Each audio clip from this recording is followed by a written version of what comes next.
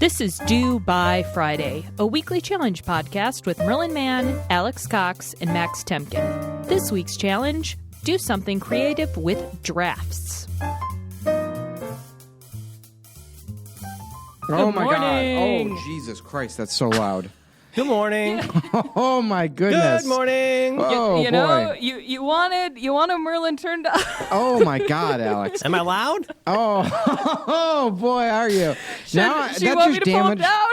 That just damaged my hearing so much that I'm going to hear that name differently on the Twitter meme. Hello. Oh gosh. I haven't seen that yet. Is it really confusing? I'll play it for you right now. No, please don't. Oh, yes. Okay, I go don't ahead. know what Let's he's go. talking about. I want it. Yanni Laurel. Wait, how do I find it? Here we go. Okay. So, Alex, you don't know this meme? Oh no, now I know what you're talking about. Okay. I'm going to play it and tell me what you hear. Yes. Are you just letting it loop, or are you waiting for me to? Yeah, I'm waiting for you to say Oh, something. sorry. No. Here is my theory. I hear Laurel when you are right up to the mic or when it's close No, to my really? ear. You hear Laurel? I hear Laurel. Merlin, what do you hear? But when it's further away, it is I can hear Yammy or whatever the fuck it is. I think Merlin, which it's one do you hear? A frequency thing. I can't believe I'm participating in this. I hear So sorry. I hear Yanni. So I guess I'm team Yanni. I have a very, very strong opinion about it. I'm absolutely unable to hear Laurel. I think my theory that I haven't read all the takes about this yet, but my theory is that it has something to do with. Oh, there's so many takes. Do you know when you get old, you like lose the ability to hear some frequencies? Yes. I think that's probably probably why Alex hears Laurel and we hear Yammy. Yeah, that makes sense too, because when it is close, I hear Laurel. When it is further, like when you started playing it, Yammy, then it got close and I'm like, Laurel. So yeah. Please tweet at Merlin. Yes, Like, please. I think it has hear. something to do with the frequencies that you can hear well, which one it sounds like. You don't, Marlon, do you not like optical illusions and stuff like that? I love optical illusions. I just don't like memes. We're gonna die. So We're gonna die. if it's an obscure optical illusion, then it's cool. But if it's one that everyone's interested in, I like today, optical then illusions. I like the early stuff. That's a niche. No, I mean, I guess it's interesting. I mean, Wait. I feel like a lot of this goes back to the dress, and that was genuine. Oh, yeah. That one was genuinely interesting to me because not because of the meme part, but because not only did I very clearly see it one way, on another occasion I very clearly saw it a different way, and I'm incurious enough to not discover why I saw it differently, but I think it has to do with the shading and the lighting in that case and how your brain... I mean, there's a really, really good classic optical illusion, which is a foreshortened kind of a checkerboard with a cylinder on it, and the cylinder is casting a shadow. Have you ever seen that one? Yes. And that one's actually crazy because it looks like... So basically, what your brain is interpolating that the shadow is casting a gray that's darker than these other grays, but they're actually the same color. It's really, really weird. How do you search for optical illusions? Oh, I have some YouTube channels and stuff that do optical illusions. Oh, I love those. I love those things. Yeah. Look up the cylinder mirror illusion. That one is fucking mind blowing. I'm also interested in. I love optical illusions, and I'm also because I think they're. Yeah, I do too. I don't get me wrong. I'm not being a karma suck. I do think they're very interesting. I think they're super interesting because I think when you talk about like media criticism or talking about a book or even just understanding politics, like it's just important to remember like how much you bring to, like when you look at a piece of art, where's the art in the art? It's like it's some mix of what's in the painting and what you bring to it and what your brain does and your social conditioning and stuff like that. And I love optical illusions and heuristics and things like that because they or wait, is that what I'm thinking of? What's not a heuristic? What's the duck and the rabbit? What's that thing called? Right. Or the old lady and the young lady. It's sort of I don't want to say like negative space. Like, what do you interpret to be? Send a tweet to Merlin and let us know what those are called. Smash on that heart. But I love that stuff, and I also love like social illusions. So there's that famous psych experiment where like you have two lines where one is like clearly longer than the other one, and you have a room full of 10 people or something like that, and only one of them is real. The other 9 are Confederates, and you go down the line and you ask everyone which line is longer, A or B, and everyone agrees to say the shorter line is longer. And then when you get to the real person, like most of the time, they'll just say that the shorter line is longer too because they don't want to stick out. turns out. Yeah, it's like a classic psych experiment.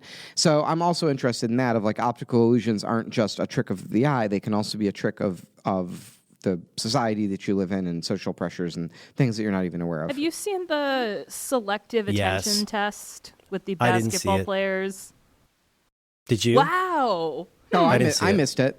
Really? Oh yeah. Now I can see. I mean, now if I watch You don't it want to again, I spoil can it for see people, Oh, but this yeah. went around in the fairly early days No. of the Web 2.0 era. There was basically, without spoiling it, you can find it. Just search for something like, what would you say, basketball? No, I would say I will put it in the show notes, and the link just says Don't selective listen. attention It's very important test. that you just click the link Yeah. and don't look at anything Yeah. because it's full. It's obviously it's there. It's a trick. It's like there is Yeah. we're talking about optical illusions, so don't spoil yourself. This Just is go look such at good it if you haven't podcast seen material. it. We should do a whole podcast on things we can't say because it's a spoiler and explaining optical illusions. I think would be a good thing. That'd be a good show. I have Oh, some a magic podcasts. eye theory. Welcome to my close magic podcast. Yeah. Can you guys, if you squint your eyes, can you see the eagle? Which eagle? Let's see. Is Oh, is wait the a minute. dolphin Wait a minute. popping Is out that at Abraham you? Lincoln? I see yeah. Abraham Your Lincoln. eyes. He's rimming something. Wait a minute. God damn it. I had a really good Turns Out podcast that fell out of my feed. Damn it. What show was it? But one of the shows I listened to did a pretty good piece on, what do they call it? Bystander apathy in the Kitty Genovese case. Mm-hmm. You're aware of that famous story, right? Yeah, but it's not true, right? The bystander effect. Yeah, I know true. it's not true. So in 1963, in the middle of the night in Queens, I want to say, a woman is brutally attacked, like horribly violently attacked and raped. And the story in the New York Times the next day was that like dozens of people. Well, the original story was like dozens of people like watched like from their windows and not a single person called the police. And that story still gets told like on the floor of Congress. It's still told over and over and over again, like as this cautionary tale. We must never let this happen again. Like, Kitty Genovese died alone because we wouldn't be good citizens.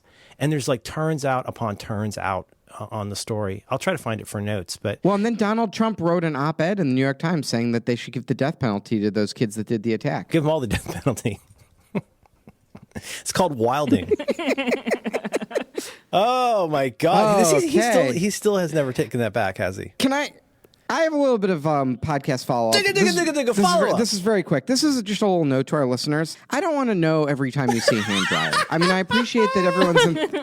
I genuinely appreciate that people are enthusiastic about our show, and I actually really love... I really like hearing from people on Twitter. Like, I think it's great if people like a bit or they don't or whatever. Or send it my way. I think it's great. It's very low bandwidth for me to see. I'm all in favor of people contacting us and participating. What about kombucha? Do you want people to send you kombucha? Yeah, sure. If you see some, but don't just send me that you're drinking the one kombucha that we talked about in the say show. mix right? it up like, a little like bit. have an interesting story. Don't tell me every time you see a white Tesla. You see what I'm story. saying? Yeah. I appreciate it. I have gotten. How many tweets have we gotten of people just posting a picture of a hand dryer and going, "Oh, here we go." In all fairness, I've just been texting Dr. Don most times I see one and being like, what about this? What about this? See, I do the same thing. I told Alex yesterday, I almost reached out to Griffin McElroy to see if he wanted to talk about pooping. And I realized that I probably shouldn't reach out to Griffin McElroy to ask if he wants to talk about pooping. Because I have a lot to say about pooping. And I know he and Justin struggle with poopy pants. And Right. I wanted to talk to him about that.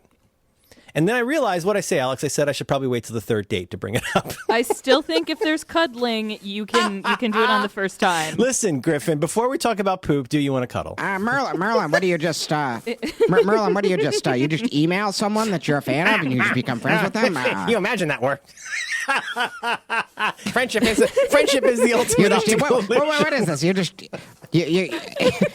just email him. You say I want to talk about pooping, and then you're friends. I'm Squidward.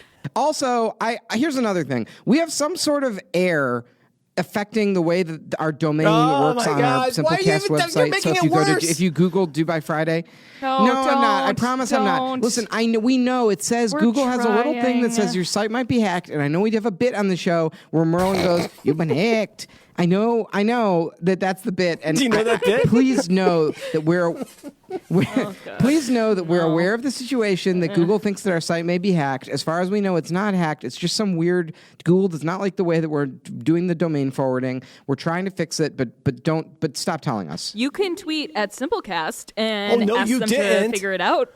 But no. You guys, this could all be yes. Anyway. Okay. First of all, I'm trying to evolve my POV about this. I really am. I'm trying. I'm trying. Wait a minute. Why is it warning me about street cleaning? Go away. I get too many notifications. I'm trying to evolve my feelings about this. Hold on. What? Do you have no, Merlin? Do you have a service that tells you when there's street cleaning? There's an app and there's a website. Okay, so it's not an email. You have an app for street cleaning. I do not. But I do have a reminder because it is a regular thing. But, places like Manhattan, it's a huge deal. Like opposite side of the street parking, it's totally mental what the rules are. It's like doing a word problem. But do you live in Manhattan where it's a big deal? I see, here's the thing. I feel you guys drawing me into this thing where you're going to make fun of me for a non-existent app that I don't own. And I'm trying to get away from that because I do not have an app for this. I went and looked it up on the municipal website. And then my watch just told me incorrectly that there's street parking tomorrow. So the system is broken. Okay, so you have an app that tells you the wrong... Okay, hacking. The site's been hacked. What? You have different feelings. What's happening? Hey, everybody. This is Max from Do By Friday, and I wanted to let you know that if you want your poster... So I'm trying to evolve my feelings. I have to remind myself more than once a year that when somebody does something like that, you must assume good intentions. And you must assume that what somebody is really saying is, I love you. Sometimes when people email you, they're just saying, I love you. When people say, here's a hand dryer, they're saying, I love you. It could be so much worse. At least people are not sending you pictures of their poop. Yeah, we were texting about this, but for me, like, I'm very grateful in a lot of ways that, like, I started off doing politics before I did anything involving, like, the internet or having people contact me on the internet. And I do think, like, politics teaches you to have a pretty thick hide, but also, like, pretty pretty. You know how we talked earlier in the show about, like, Martian thinking, of like capabilities thinking, like, just like in terms of like what can you do with this kind of thinking, like threat assessment thinking?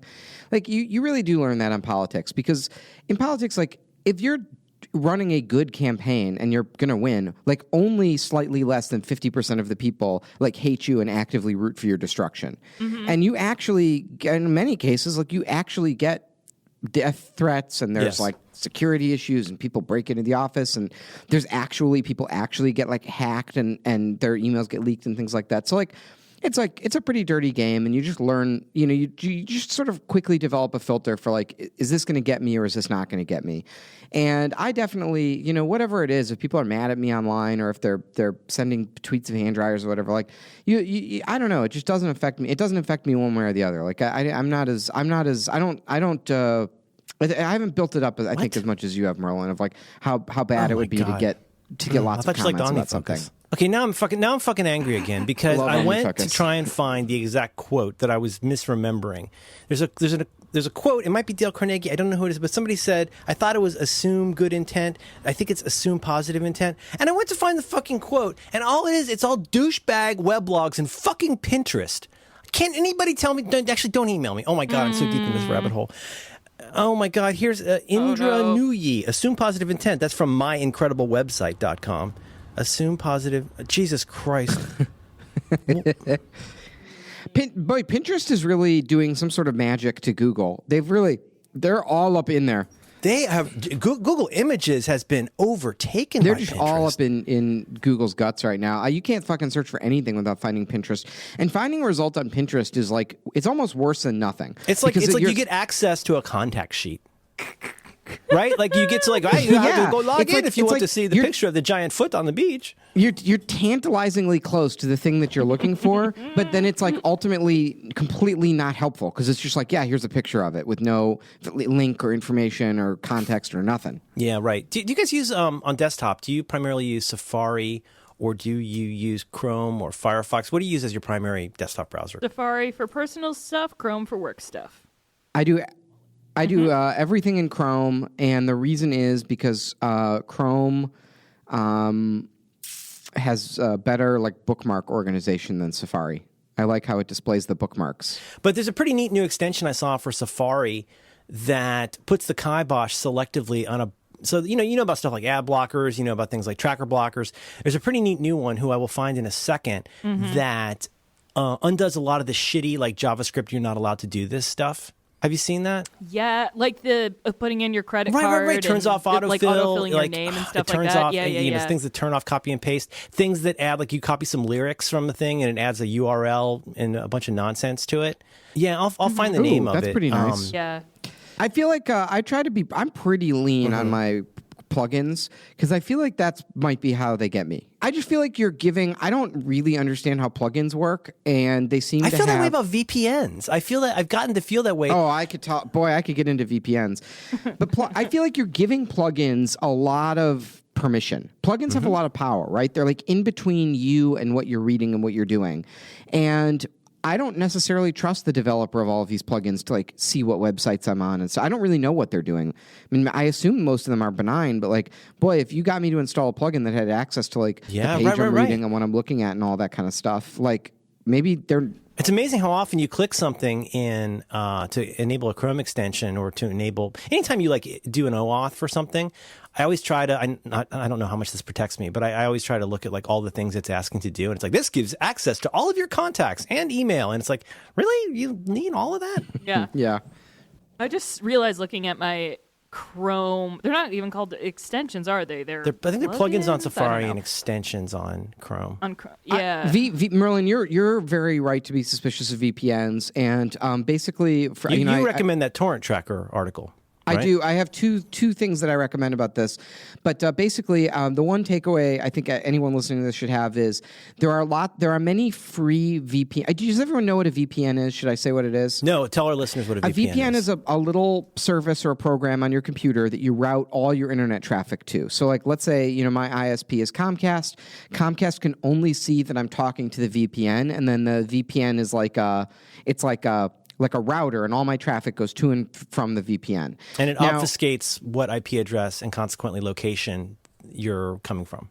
Correct. So to the end, like they can't see who I am. Like if I go to if I go to Merlin's website, Merlin's website can't see any information from me. All they see is the VPN. But mostly I care about my ISP not seeing what I'm accessing, right? So I often use it.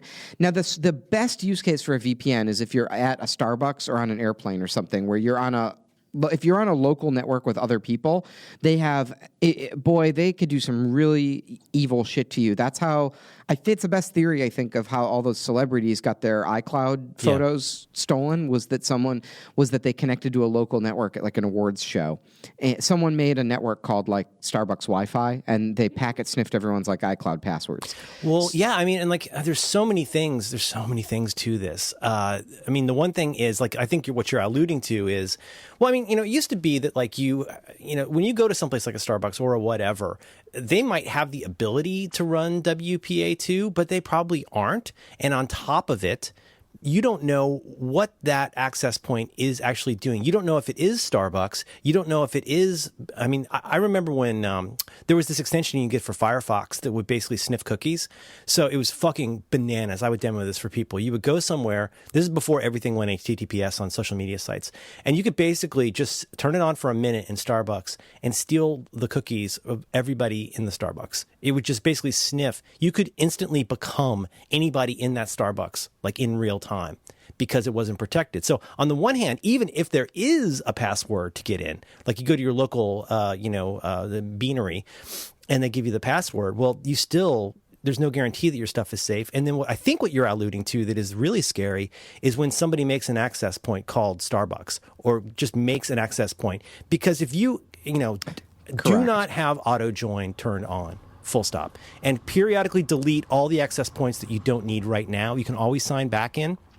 But somebody could very easily just throw up, there's all kinds of ways. This is in all kinds of movies. You just throw up this little, like an Arduino kind of thing that just like sniffs, throws out this thing, oh, look, I'm officially Starbucks. Or like if you're signed on to always join a local Comcast network. I'm sorry, I'm talking too much. But like to me, that's the real danger is, or the deeper danger. I guess the simple danger is like you just don't want Starbucks knowing Well, I your use shit. free. I mean, I use free Wi-Fi all the time, but it's definitely a use case where you use the VPN. It routes your traffic through this anonymous thing, and then you're much safer. It's not 100%, but you're much safer than if you don't use the VPN in that scenario. So the only thing I was going to say is there's a lot of. I think everyone should have a VPN, and there's a lot of free VPNs out there. But the thing to know, this is like the one takeaway I want everyone to have, is that many free VPNs are operated by bad actors who want your traffic. That's why they're offering a free VPN, is they want to know. That's how they get you. They want to know they want your logins and they want your info, and they really can't be trusted. I've heard from my friends at the EFF that a lot of free VPNs are actually operated by state actors, so they might be the U.S. government or China or Russia. But why wouldn't you? If you're the NSA and your whole job is to get information from people, of course you would run a free VPN because you're getting the people who least want their stuff to be out there, right? So I recommend there's this every year the website Torrent Freak does a. They just do a roundup and they do interviews with Which VPN services keep you anonymous in 2018? Yep. And they ask questions like, do you keep logs? Do you have servers in the U.S.? All that kind of good stuff. But also, I think a more accessible article that just came out is the Wirecutter just did a very comprehensive VPN review. And I think they had some good suggestions in there. So if you trust the Wirecutter, that's another place you can go to check this stuff out. That's how. See, I don't even want to say the name now because I might get hacked. But I signed up for the Wirecutter one, and it seemed pretty good. It was priced high enough that it seemed like it was. That's what? Maybe it's not expensive. I don't know. Now I'm worried because I don't pay that much. What one are you looking at? iVPN. It is $70 a month. No. You sign up. It's like something like $100 a year. Oh, okay. I'm not saying that's the one I signed up for, but that's the one I signed up for. I use one called Hide.me that is rated highly by Torrent Freak, and they have very user-friendly Mac and iOS apps, and I like that. But you're right, though. It's you think about like it's such a basic little piece of human psychology that the way you're able to operate any kind of con. It's con means confidence, right? So like you say to somebody, hey, you have this concern and you don't know what to do about it. Well, I have a solution for this that will take away your concern about that. It's like such an obvious, like creepy thing to do. And then what's the first thing you do? You download the certificate, what's it called? You download the thing for your phone that enables, it's like similar to what like doing MDM on your phone, but you install this thing that gives that service like really basic access to your phone. It's mental if you think about it. You don't want to just go clicking around on that stuff. What's that? You know what else sucks? The other reason to use a VPN that used to be really cool and isn't as cool anymore, I think a lot of the services like Netflix, etc. I used to have one called Ad Free Time. Did you ever use that? Oh yeah, I had that. That was like at your. It was what was it? It was a DNS. It was at your router. Yeah, you put a DNS on your router, and it did some sort of spooky. But VPN it was really thing. cool because you could go in, and so once you had logged into Ad Free Time from where you wanted it to be, you change your DNS, but then you could say like where you want to be from. So I think this is a Viticci type thing where like if you're in Italy but you want American Netflix, you could say you're in America, and it provides an ISP, and there's a whole bunch of different things, and it blocks ads, et cetera, et cetera, et cetera. At the router level, OpenDNS does this to some extent, but I think a lot of the services have like copped to that, and they figured out how to route around it. But that used to be another reason to do it, was you just wanted different content. It's always a game with Netflix and all of that. It's always a game of whack-a-mole because they want U.S. users to see U.S. Netflix, and Well, and they need to show their partners that they're prohibiting access to places that it's not licensed, right? So it's always whack-a-mole, right? It's like a new one pops up and they ban it, and a new one pops up and they ban it. But I think if you're savvy, you can always find a VPN or something, some technology like that Netflix hasn't gotten yet, because obviously the location hacking of Netflix is like rampant. One more follow-up. Do you have a feeling about, first the thesis. The thesis being that I'm a Comcast consumer. I'm an Xfinity-ite. And I have found over the many years of having Comcast that maybe over 50% of the time when the cable is quote-unquote out, it's not actually out. It's that the Comcast DNS is down. A lot of people feel it's beneficial to have a separate DNS service from your ISP, just for performance reasons. Some people like Google, some people like OpenDNS. Do you have a feeling one way or another about, is that a good idea to change your DNS? And if you are, do you have a suggestion? Even if you're not using a VPN, what DNS provider would you use? I'm not super educated about this, but I definitely have that issue that you're talking about of like the internet is down and then it turns out it's really just like a DNS problem. So in my house, I just long ago set my DNS to Google, which is 4.4.4.4 and 8.8.8.8. And I just set it, and I'm sure it's still that because I never set it back. So Cloudflare just started offering one not long ago. They were showing the performance on it was greatly improved over any of the other ones, but now they have like a cool DNS too. Is it 1.1.1.1? I think it was 1.1.1.1, Yeah. but now apparently AT&T is blocking it Oh. because they suck. Oh, I fucking hate AT&T so much right now. I wonder if they got that tip from Essential Consulting Services LLC.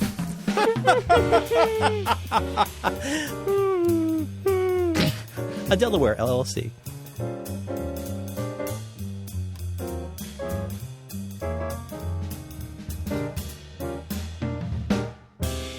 Max, you follow. Man, I'm sorry, guys. I'm so tired. And also, ever since you said the word celebrities, I'm just thinking about how I've seen Matt Smith's penis. Wait, where did we see Matt Smith's penis? He was part of the leak.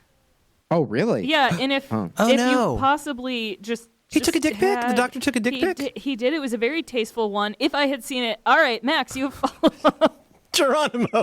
I saw some of those. I saw some of those. I celebrity- accidentally ran across some of those, and they're pretty fucking chilling. And I closed that tab. in the moral panic following the what was it called? There was a kind of a funny name. It was for the iCloud. It was an whatever. iCloud thing. There's lots of Jennifer Lawrence, I think. But in the moral panic following it, like boy, like did people really do a good job of like in their alleged outrage? Did they do a good job of spreading those photos? Right? Yeah. I feel like I like never purposely set out to look at the leaked photos, but like No, it's boy, totally like I a saw, Streisand. but I saw a lot of them just because people they were like, I can't believe this was posted, and then they share it on to their 3 million Twitter followers or whatever. Like I don't know. It's Don't just throw like, me in the porno patch. it was so fucking funny. Like the like I don't know. Anyway, it's just like it's like the flaw in the American Death Star, right? That it's like that there's that all this stuff, all these evils just feed off of our attention, and yet Well, it's a different flavor of Gary, don't you think? it's a social ill like Trump or Kanye, right? It's like they're feeding on our attention like a parasite that eats our attention, but we we all hate the effect, and yet. Here we are talking about it on the podcast. But anyway, I found all those pictures to be very sad and not sexy in any way. I mean, they were just normal people, like not in makeup and not photoshopped, just like posing weird in mirrors. Yeah, with their stupid presumption of privacy. Yeah, how dare they? How Cucks. dare they? How dare you? Your boobs are mine. You look prettier with less makeup. I have. Gary likes you without makeup. Digga. Bloomberg, Donald Trump has traded cheeseburgers for salads in the presidential diet, at least some of the time. The president, whose trademark campaign trail dinner consisted of 2 McDonald's Big Macs, 2 Fisher-Filet sandwiches, and a chocolate milkshake, is cutting back on doctor's orders to drop a few pounds, according to 3 people familiar with the matter. Less red meat, more fish. So I guess less Big Macs, more fish of fish. One person said it's been 2 weeks since he saw the president eat a hamburger. Trump weighed in borderline obese at his first presidential physical in January, and his doctor, Rear Admiral Ronnie Jackson, advised him to eat less fat and carbohydrates and to exercise regularly. At 239 pounds and 6 feet 3 inches tall, Trump measured just 1 pound below obese under guidelines issued by the Centers for Disease Control and Prevention. And then did you get to the part with dinner with Rudy? I did not. Trump so far has embraced the new regimen, giving the aides the impression that he feels he is thriving on his new diet, they said. Still, he is allowing himself indulgences. He ate bacon at breakfast one day this week. Oh, that's nice. That's nice for the president. Yeah, how poorly sourced is that article, by the way? Like a source close to the president said he hasn't seen him eat a burger in nearly a week. It's like, how often would this fucking guy see the president eat? I mean, sometimes I eat a salad too. No one. Who sees the president eat? He eats alone in his White House room that Melania doesn't share with him on the phone with Sean Hannity. Exactly. And he throws his robes on the ground and yells at the White House attendants for picking them up. These are real facts that we know. Yeah, so it is true. Someone has not seen the president eat a burger in 2 weeks because he's in his room. Digga. Washington Post. Washington Post. For now, Trump and Giuliani are inextricably bound. The two men huddled for 5 hours on May 6th at Trump National Golf Club in Virginia, Giuliani said, eating a Cobb salad, Giuliani, and a well-done burger, Trump, with half a bun in service to his health. Quote, I do that sometimes, Giuliani said about the half bun. It's a good way to do it. Wait, Giuliani... Wait, who? Trump was eating Giuliani a half burger. had a Cobb salad, and the president had a well-done burger with half a bun in service to his health. I love that phrase. In service to his health. Oh, he gives so much. Oh, my goodness. Some gave all. Wow. So he's only eating half the bun. That was one of our big complaints, honestly, when we were eating when we did the president the president challenge and we ate the McDonald's. It was almost like a loaf of bread that you eat in that meal. Yeah. 8 pieces of bread. I have to admit, I'm kind of obsessed with this. I was watching a Twilight Zone not long ago, an old Twilight Zone, and this guy's eating breakfast by himself, and he has 4 slices of toast and a little holder. I'm like, who eats fucking 4 slices of toast? Like my daughter, like a 10-year-old eats that. But like when we did that challenge, the only way I could, you remember, I did pretty well on that challenge. I do still have my my McFlurry or whatever it is in the fridge, and it is getting stinky. But the you should probably hang on to that for your work. I should probably hang on to that. I also found a Petri dish I forgot to get rid of. Oh, no. You got to treat that like raw chicken, Merlin. I'm gonna. It's a Logitech keyboard, and it's got quite a splurge on it. Oh, no. But, yeah. You know, did you see he visited his wife? And the Hill reports that the president went to see his wife in the hospital, quote, 2 days in a row. And as a woman on Twitter, a comedian on Twitter said, "What is she, a golf course?" I mean, that's game recognized game. I hope to have that kind of relationship someday. My wife is in the hospital, and I see her on 2 concurrent days. Just back to back. Question: Will this kidney situation affect either her vag or boobs? I mean, so we all read They're not the Hannity. fucking, Merlin, they're not fucking. They're not. There's They're not no fucking. way. You don't think they're? You don't? It's Not completely at all. immaterial to him. No, the president. What about finger blasting? Do you think they do any finger blasting? Oh, like he. No, like in they're the not. bum. They have bum some blast? sort of. No. They have some sort of. He hasn't pulled into that garage for a I while. don't. They have no. some sort of weird House of Cards marriage. Yeah. I mean, but the president hasn't fucked. One of them fucks boys in London. Probably. I mean, Well, I mean, it would be. Cut It wouldn't. that It out! wouldn't be Cut in London that so out! much as on allegedly Jeffrey Epstein's plane, allegedly, which Trump did fly on many times. But anyway, leaving that aside. No, what about was it who's the X-Men guy? Is that Brian Who Fuller? Jeffrey Is that his Jeffrey name? Epstein? His X-Men mutant ability was that he fucked boys. Oh, okay. Yep. oh dear. He's called the Doodler. No. There it is. No. To me, my X-Men. No. Doodler, why are you in that closet? Oh man, that's a very funny bit. The doodler. He's in the rectory. He's in the what? He's down in the rectory. The doodler. What? So The doodler. So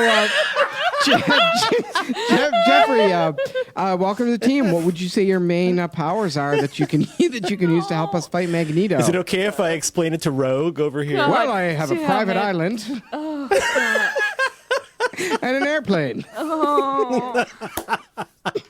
All right, let's make fun of the. Don't tell your mother about my superpower. No. I'll find her. I'm the Doodler. No. Should that be a DC villain? Maybe that should be a Batman I villain. think The Doodler sounds more like a Batman villain. Oh my God! This is the funniest bit we've ever done. Doodle me this.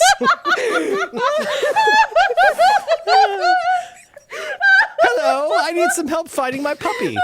Would you like to get in my van? I'm the Doodler. Welcome to the Doodle van. God. All right.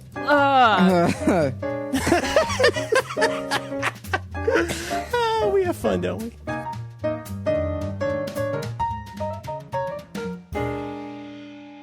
Dig Dug, New Yorker. Wait, no, New York Magazine. I don't fucking know. On Dig it. God. Alex. On Sean Hannity and the president,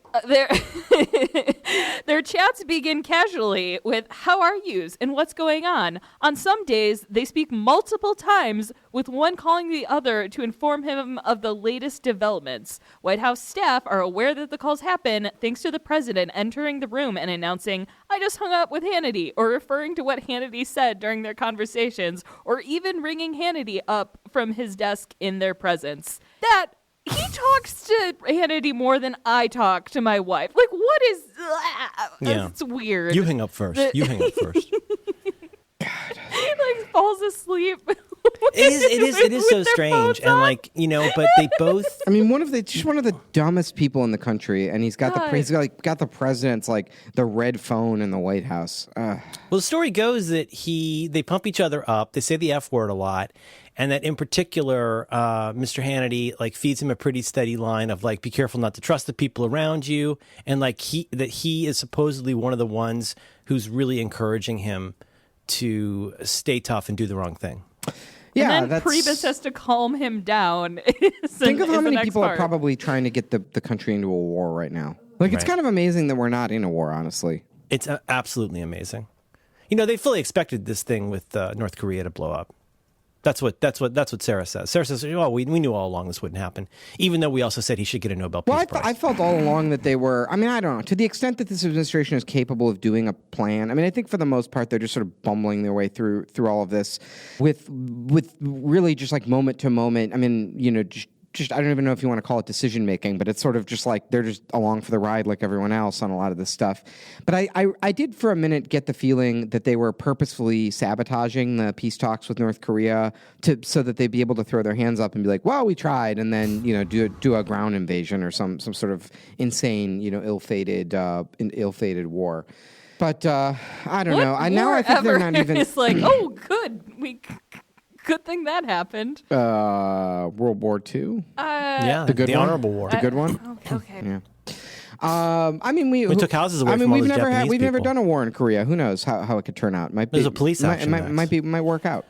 But I don't know. Now I feel. I mean, I don't even know that they have even that much of a plan. I really don't. I mean, I also felt like maybe they were scared of risking the political capital of doing a war because it was like, oh, well, then they'd never be able to build a legislative coalition. But it's like the fucking, what was it, 5 Democrats crossed lines to vote for Gina Haspel?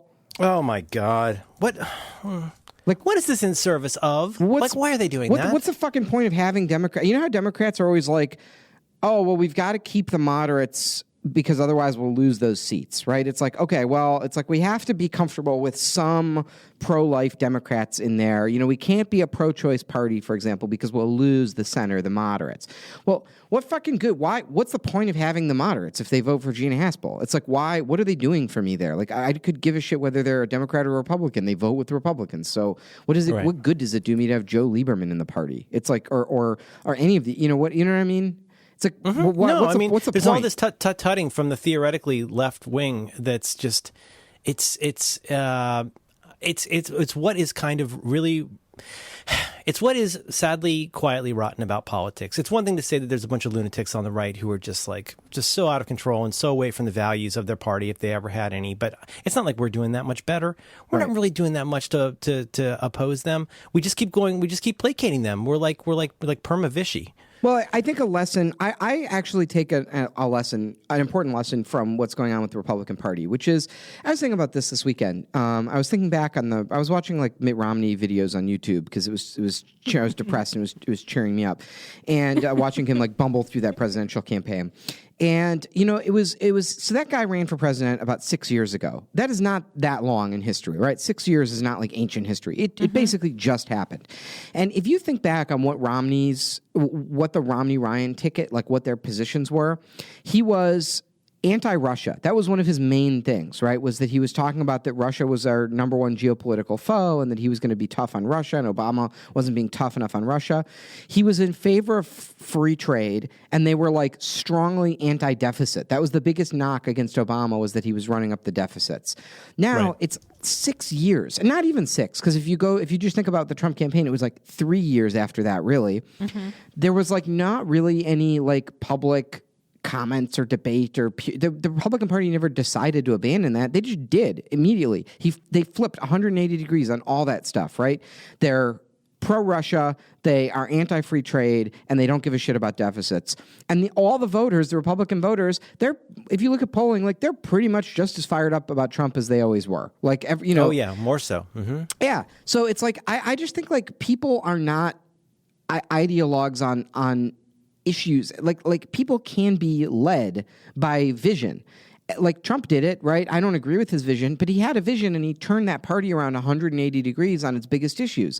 Where is the movement in the Democratic Party to focus our party on our issues that would get our people excited? Like, why is it always a compromise of like, oh, well, it's like we have to get Gina Haspel in there because she's an experienced military person and we have to respect her or whatever. It's like, well, did you see the behind the scenes stuff where like previous CIA people have quietly been lobbying behind the scenes with Congress? People like I think Panetta have been contacting Congress behind the scenes, going, "Yeah, you got to get these guys. You got to get her in there." Yeah, this is some of these clueless Democrats who voted for her, one of them gave a quote of like, well, I never saw any compelling evidence that she participated in the torture program. It's like, yeah, because one of the things that she did was destroy the evidence. That's like a knock against her. Yeah, but she did that to protect her people, you know. Oh, Merlin, are you there? Yeah, I'm sorry. Did I bloop? You blooped. Everything's good. You blooped yourself. I blooped myself. This is admittedly very naive and very Holden Caulfield, and I can't believe I'm saying these words, but I think that the reluctance to nail down what your actual values are is such an advantage in Washington, in any kind of politics, but especially in Washington right now. Because if you do nail down your values, then you're going to be expected to actually do shit. And it's so much easier to say, like, well, I have a very strong opposition to this immigration bill for the following reasons. And you come up with all these lawyerly reasons why you do or don't want something.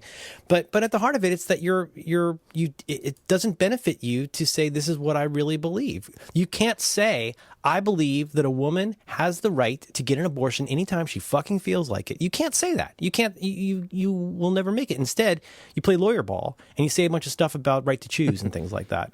Don't just play makes me lawyer sad. ball, son. I'm getting all worked up. Merlin, have you ever heard of this musical Hamilton? Because I think makes a similar point to what you're talking about. Oh, Hamilton. Huh. Challenge. The challenge this week. Oh wait, is, I was not done with follow. I had another piece of follow up. I have the fucking grand finale of follow up here. All right. Well, before the grand finale, I gotta beat the noodler or the doodler. The doodler is the one to beat this week. What is a legacy? A designer, a lobby, writer of the cards, make extra follow up that goes on too long. Go. Washington Post. It was a disturbingly normal discovery for the students and faculty at Holmdel High School in New Jersey. Holmdel.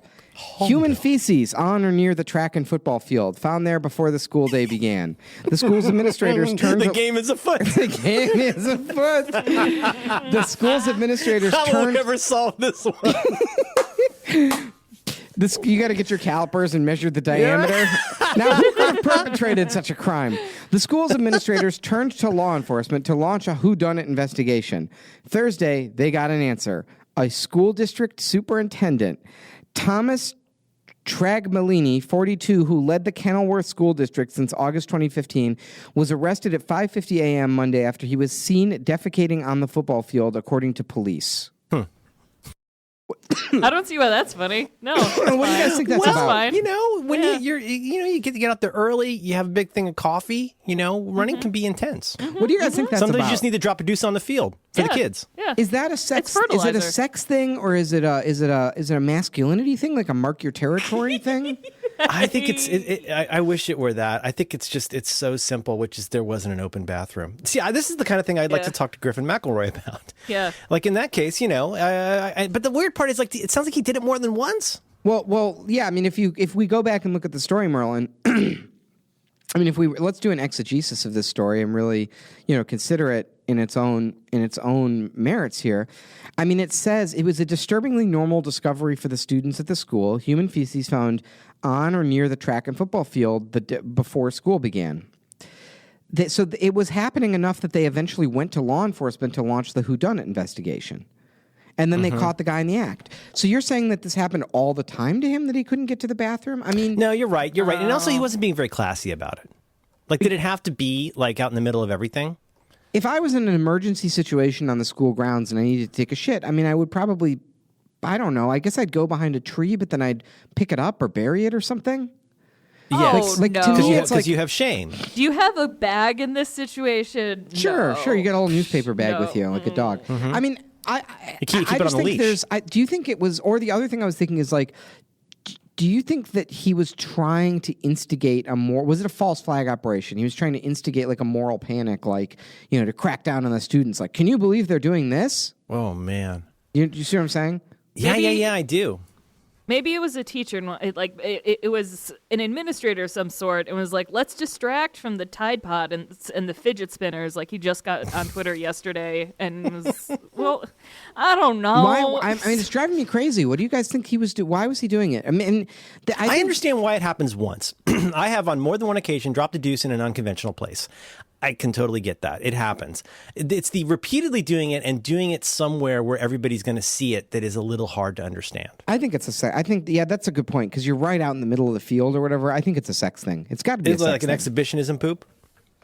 Maybe it's a shame thing. Do you think he wiped? Well, how could he have? With what? Exactly. Yeah, but then is he going to run more after? Because you could get chafing is an issue.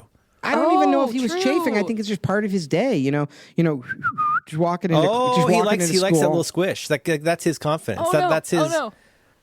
What? Maybe it's lubricant. Like, it's Oh a special... no, he's the Doodler.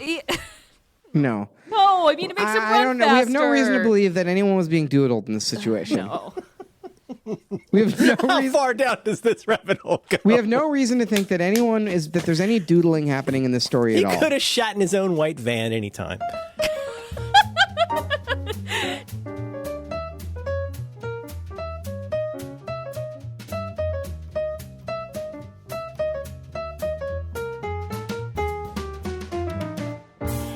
Dig Dug Challenge. Challenge! It was Merlin's challenge this week. It was nominally my challenge this week, and I think it was actually kind of Max's idea. But the idea is, Max, I feel like sometimes expresses a public frustration with productivity apps and what and how they're useful.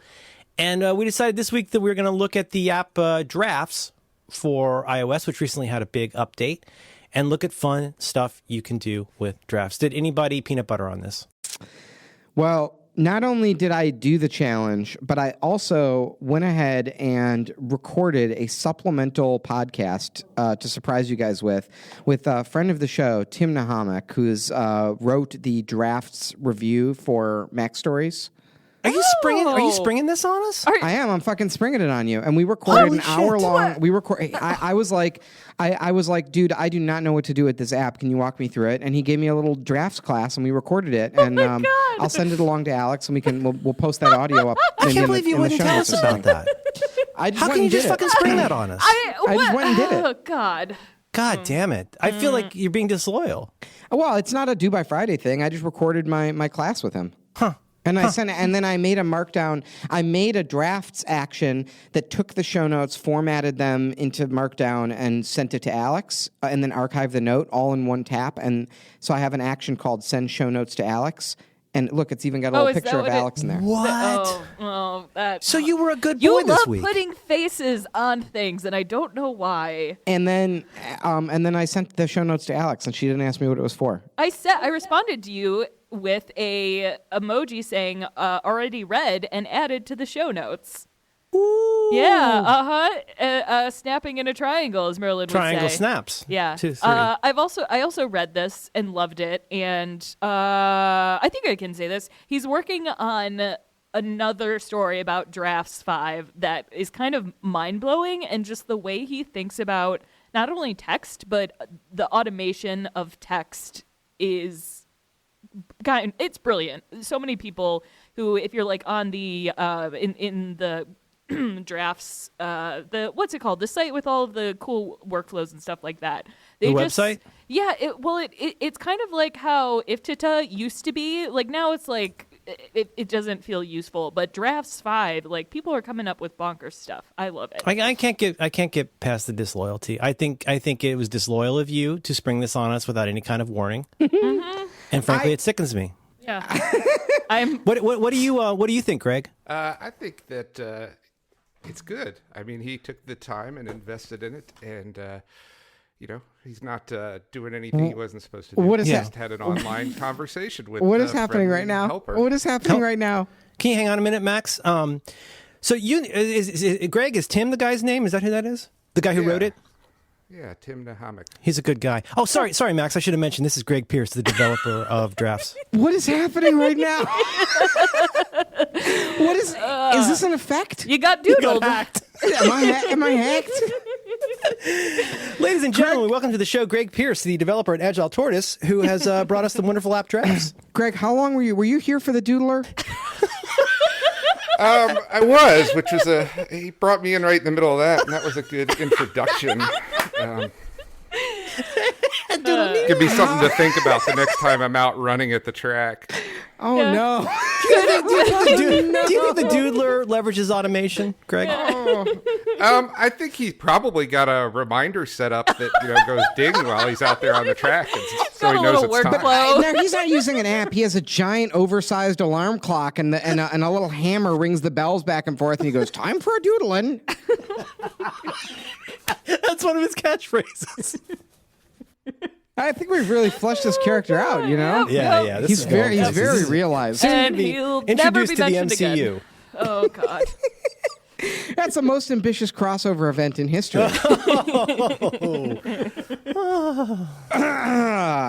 But I'll show myself out. Yeah. But he could just snap his fingers and make it disappear, so why didn't he do that? Yeah, this is how all my problems go away. You're a very bad boy. So anyways, thanks for coming on, Greg. I thought it would be fun to have you on because I have to tell you, I thought Max was going to be, I thought he was going to peanut butter on this because he's Max, but it sounds like Max was a good boy. I thought it'd be fun to have you on because you could give us some context for why you made this app, how people are using it, and maybe you could give us some tips for things that we could be doing that we didn't know about. Does that work for everybody? Yes, please. All right. Well, I mean, I'll try to run through it. The essential conceit of Drafts is that it wants to be the place you start all your text on your devices, so anytime you've got something to write down or type or dictate, you just launch Drafts. You put it in your dock and you've got a trusted system to just jot things down. That's the beginning point of Drafts. Whether it's an idea, whether it's something that's going to become a task in your task manager or an email or an iMessage or a tweet, you just have one convenient place to go put this stuff, and you can do something with it right away or you can do something with it later, but that's the first and most important bit of what Drafts tries to be, because it launches ready to type all the time, so you don't have to dig around and find the right app to put that note in or put that task in or find the right folder or give it a file name or whatever else. You just kind of have a place to jot stuff down. That's the way it really got me. Even before I learned all the cool stuff I could do once I typed was that I've mentioned this to you before, Greg, but it became a kind of a paradigmatic shift for me where I stopped thinking about what app I wanted to use and I started focusing more on what I wanted to say. And then once I did that, I discovered how often I actually wanted it to go someplace different than where I originally thought, which sometimes was no place at all. And then it just goes down in the list. You can always find it again. But like that was, I mean, I don't know if other people feel that as profoundly as I do, but like once I started using that as the place where text starts, I mean, it was just so easy to always know this is where I go. But then, knowing what all you can do with it is so sexy. It's sexy, Alexander. Don't make that noise. I know. No, I know. It's upset that I'm upset because I agree. Yeah. And I mean, I would say there's essentially three things people do with Drafts. One is that capture aspect. The second is editing text. And once you start to make it your place to always do text, you have one convenient, customizable, and consistent interface to edit text on iOS. Because there's so much variation. I mean, sure, the iOS keyboard's the same in every app, but they have different fonts and font sizes and things. And anytime you're going to work on a chunk of text, it's nice to have a text editor that you like that's set up the way you want to use it, even if you end up copying the text out of that and pasting it into some other app. So it's that convenient bit. And then the third part is acting on the text, doing something with it, sending it somewhere else. And that's kind of the Pandora's box of drafts. When the app first launched more than 6 years ago now, it didn't have a whole lot of actions. You could email, you could tweet. But now it's got a full-fledged JavaScript engine. It can integrate with web services. It's got actions that work with files and calendars and third-party apps. And it's a little overwhelming to new users. And I think most people who use the app a lot probably maybe have a half a dozen of these actions set up that they use regularly. But the fact that it can do so many different things is just out there to meet everybody's needs. Greg, if you swipe right on your personal drafts app, well, is yours all weird? A minute, is yours all weird because you have like a developer version of it, or do you have one that you use for your like daily use, like a normal consumer drafts? I mean, there's no doubt that due to the nature of the fact that I developed the app, my primary use of it is testing and stuff. I have my own set of actions that I have labeled personal that are the things I use most. And the stuff I use most in it are messaging type capabilities. Like I've got actions set up to pre-address iMessages to, all my family members or to some common group messages, like my wife and all 3 of my kids, so that I could just tap once to send something to all of them without having to go dig around in messages and find that conversation or whatever else. And then I do most of my tweets out of it. I just open it and draft tweets in there. Kind of like people used to use the old Birdhouse app, if you remember it. Of course. As kind of a way. And then I have several journaling type actions that send off to append to files in different places, or to even append to other drafts in the app, like for keeping lists of movies I want to see that you hear about or stuff like that. I've just got a thing where I can launch drafts. Somebody tells me about a movie, I type it in and hit that, and it gets added to my list, and then I can go look it up later when I'm looking for something to watch. That kind of stuff is what I use it for most. And then I have about a dozen other action groups that are just kind of a dumping ground of things like, actions I get through user support requests that I'm trying to help them with or find out issues. Do you have do you have an action that someone's done, or just a general use case of drafts that someone's done that's like totally blown your mind? Like, I cannot believe someone figured out how to make my app do this. Yeah, very much. Over the years, there's been, several breaking points with that, but people chaining together multiple apps in a series of things. The ones that are blowing me away right now are integration with Things, Culture Code's task manager. And there's several people who have written, they've essentially written sort of domain-specific languages where they can, markup languages where they can write in drafts and put in some, @ signs or hashtags or emojis even in the right places. It's their own little virtual text language, and then they tap an action and they've got JavaScripts that go through and read through that and convert it into projects and tasks with due dates and tags and send it, and it all with one tap, it goes off and becomes a whole full-fledged project in the task manager. Those sorts of things blow me away. I've seen people doing the same sort of stuff with like meeting notes. They've got a little template they do for their meeting notes, and they put in the attendees at the top, and they have a little language where they can put an @ sign in front of a line or whatever to say this is a task or an actionable item. And then at the end of the meeting, they tap a button and it creates tasks from the lines in the draft that were marked as such. It emails the meeting notes to everyone who was in the attendees list, and it creates calendar events in Fantastical for some of the other lines. That sort of stuff is mind-blowing. And it's a little, I like to talk about stuff like that because it's neat to hear about the possibilities, but at the same time, it's a little overwhelming for some people because most people are going to use it in much simpler ways. If you'll entertain a strained analogy, if drafts is a motorcycle, most people are going to use it to run up to the store and get their groceries. There's some people who are going to strap on a red, white, and blue leather suit and jump over 10 school buses with it. But just because you have a motorcycle, that doesn't mean that's what you're going to do. Other people will use it to pull a trailer of 100 motorcycles. That's the part with these apps is they can feel so fiddly, but you're getting at a couple things that one thing that's always been really neat about drafts is once you've acclimated yourself to starting your text there, I think one thing that's easy to overlook is the power of that extension in iOS, where you can, as you say, append and prepend to any note. And that's just gotten better and better over the years. That's a fantastic one, though. So if I'm trying to do show notes on the fly with iOS and I'm out there and I want to add a bunch of links, I have a little template that will basically, we'll do a markdown link, with the brackets and the parentheses, a couple line breaks, and then a greater than for quoting whatever it is that I want to be the note for that. And just like with movies or anything else, you can do that from anywhere. The other neat thing, and I'd love for you to talk about this when we get around to it, is how many it seems like there's new actions that more and more don't require fiddling.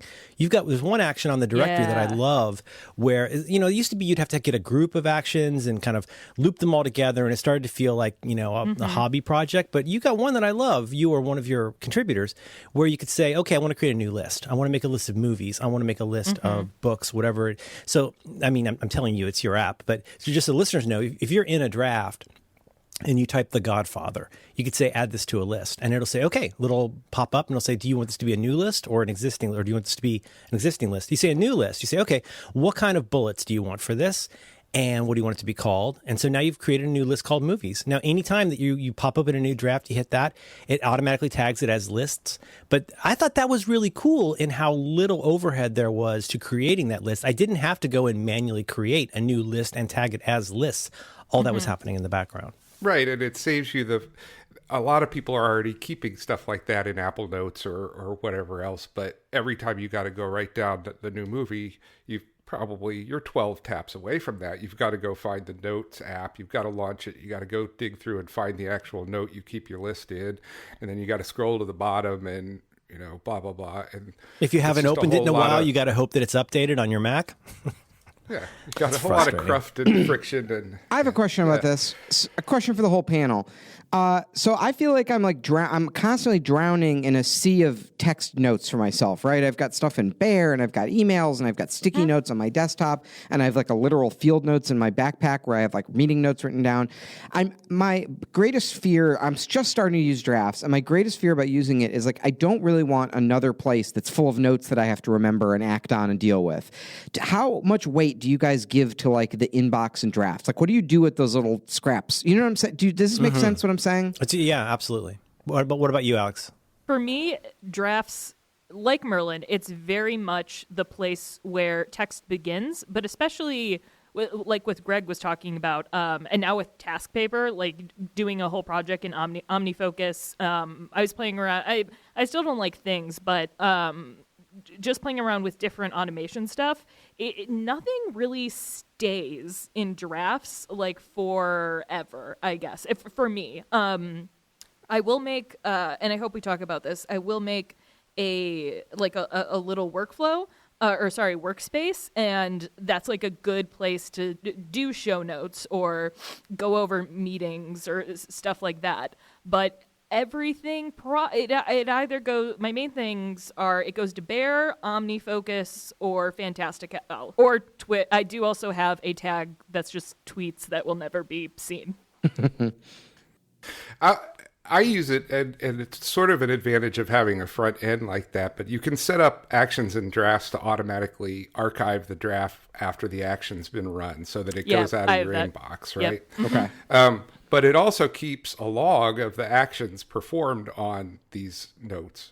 So I started drafts to find those things. When I want to look up that note and you don't remember if you put it in a text file or you sent it to Evernote or it's in Bear, I say, well, it's more than likely I started it in drafts, and I open up drafts and search for it there, and then I can see either I can get the reference I need, the information's right there in drafts, or if I want to know where it went, I've got a log that said, oh yeah, I sent this one to Bear on April 22nd, and then you can go find it there. So it kind of adds a meta level to keeping up with what you've done with those things. Another thing that's kind of I didn't realize this was in here. I don't know. I think I just missed it. But when you go into detail and like the action log, I forgot that it shows when Location. it's created and modified. Because sometimes I'm like, what the fuck is what? Why? And, I'm a, like, and a little map yes, of where it yes. happened. That's And so I was cool. like, I love that. Yes. Is there some way I can see all of my notes from a location? Is the search do that or something? There's not a way to see it on a map right now. There's not something in the app that lets you start at a location. That'd be a pretty cool what you're That'd be a pretty cool feature.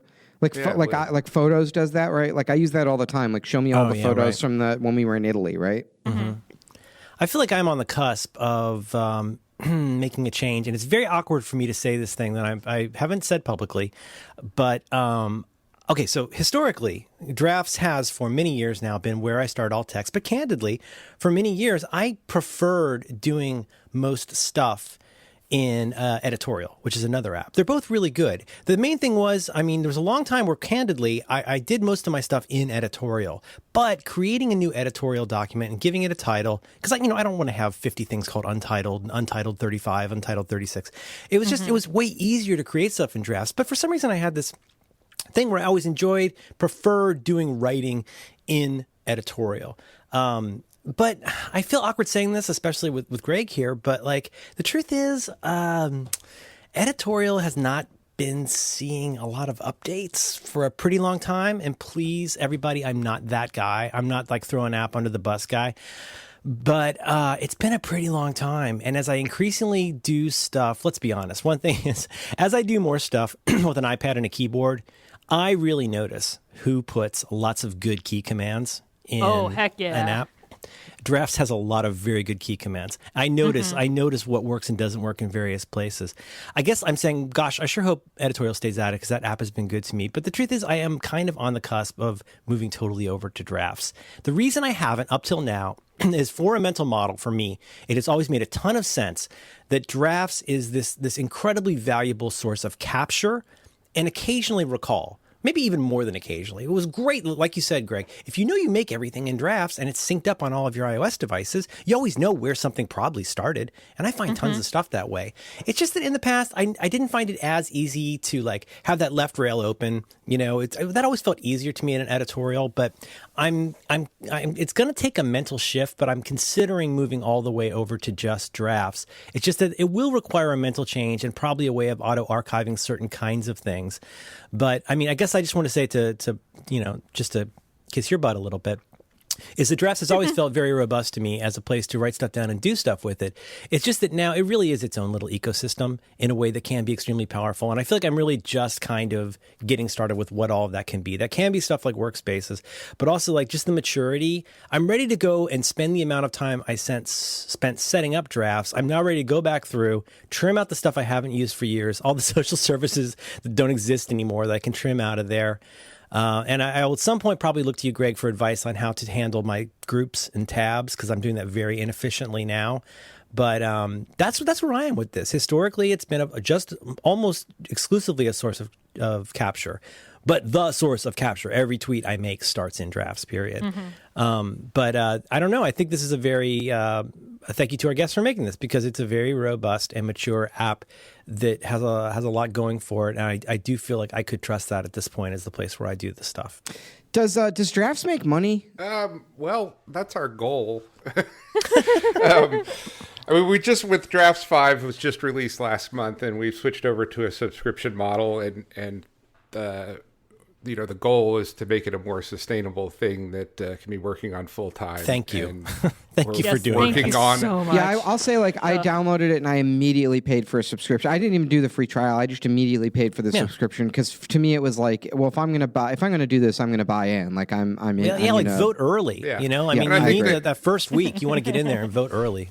Yeah. Well, there's a very robust free version, that you download and try for as long as you like. And when you get into the more advanced features of customizing the actions, or if you want to, use themes and stuff, you have to pay for the pro version. But a lot of users will be able to get value out of this without paying anything, really. And my goal with that is that I understand that a lot of this complexity takes I know so many people have told me they had drafts on their phone for 6 months before it clicked with them and stuff. So I want to give the opportunity Yes. to get on people's devices, give them a chance to use it for a while and figure out what those things are they need. And once it gets into their workflow, they can, Well, get the you pro probably, subscription. I'm guessing you probably can't and won't say this, so I will, Greg. It's time for us to change our model about how this stuff works, because the model itself has changed. If you want to have, you the listener, if you want to have decent apps on your iOS devices, and really, what is your iOS device without the decent apps? If you want to have those decent apps, you need to start opening your wallet. It is really time. I mean, the race to the bottom with this stuff has been so frustrating, and now we're seeing. I mean, look, we're seeing it everywhere now. All the services. There's so many services and apps that are just going away or sitting there fallow because there's no way. Here's the thing. Here's the thing about a free app. This is something very important. So please listen carefully. A free app does not generally make the person who developed that app a lot of money. There are ways to make money from free apps, but one problem is that by making it totally free is they don't actually make any money off of that, which I think would be very valuable to know. If you had your job and you went and you worked for 12 hours a day at your job and you gave it away for free because it was good exposure, not such a great thing. If you like things like OmniFocus and you like things like Drafts or whatever these apps are, like with Brett Terpster's Marked, I always insta-buy. Like I bought multiple copies of the same version of Marked just because I want him to have my money. I want him to continue to see value. I'm sorry. I don't mean to make this a soapbox. I get super frustrated with people who are like, oh, I can't believe you're moving to subscription. Like I'm used to paying a nickel and having this for 12 years.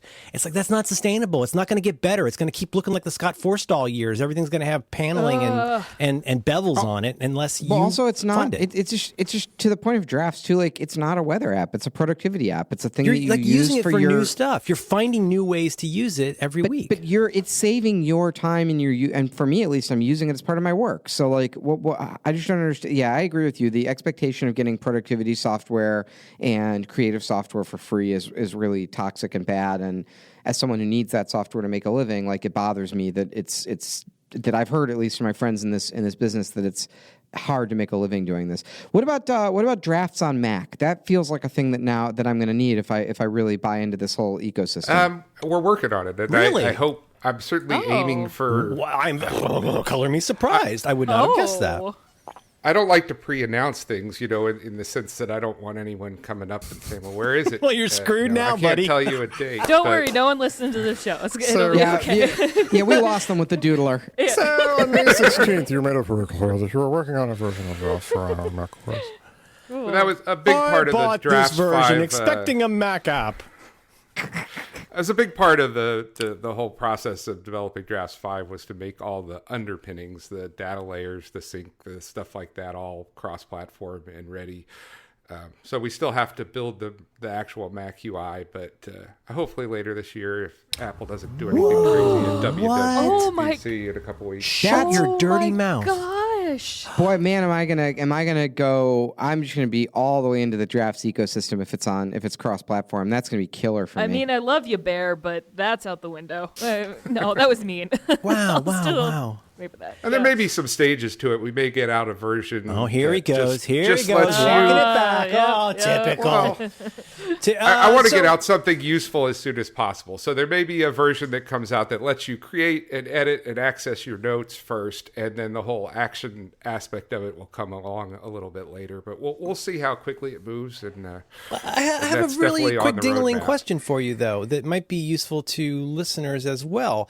When I use Drafts, so like, for example, when I use editorial on iOS, I have the option to click and say, like, make this Dropbox folder the stuff that syncs automatically here. And that's the same Dropbox folder that I'm using with NVAlt on the desktop. I like that flexibility. As a Drafts iOS user, where do the individual files, where does the corpus of Drafts data live, and can it be changed, altered, depending on how you like to roll? Like right now, like for example, if I go and click on Drafts if I go to iCloud Drive on my Mac and I open Drafts 5, I see a folder of backups and I see some text file that I don't remember putting there. But where do the actual files live, Greg? the underpinnings are CloudKit, which is Apple's data storage and cloud platform. And it's the same thing that underlies iCloud Drive and underlies Photo Sync and Apple's own Notes Sync and stuff. So there's no actual files. It's a database, and we store a lot of information like the location and things like that about drafts that, don't lend themselves to just being a text file.